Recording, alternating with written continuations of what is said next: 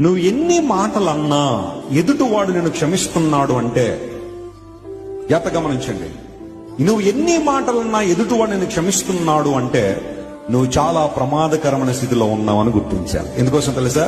వాళ్ళు క్షమించిన ప్రతిసారి నీకు వాళ్ళకి మధ్య దేవుని పెట్టేస్తున్నారు. వాళ్ళు they are putting God in between you and the person you are accusing. ప్రతీకారం తీర్చుకునే వాడికన్నా క్షమించేవాడికి ఎక్కువ భయపడాలంట మనం. ఎందుకోసం తెలుసా? ప్రతీకారం తీర్చుకునేవాడు అప్పటికప్పుడు అయిపోతుంది, ఆ డీల్ అయిపోతుంది. నువ్వు మాట అంటే ఇంకో మాట అనేసారనుకోండి, దానికి అక్కడతో చెల్లు అయిపోయింది. నువ్వు ఒక మాట అన్న మౌనంగా ఉంటాడు చూసారా, అలాంటి వాళ్ళతో చాలా జాగ్రత్తగా ఉండాలి. ఎందుకోసం తెలుసా? వాళ్ళ మౌనం దేవుని తీసుకొచ్చేస్తుంది మధ్యలోకి. వారి పక్షంగా ఎవరు నిలబడిపోతాడు.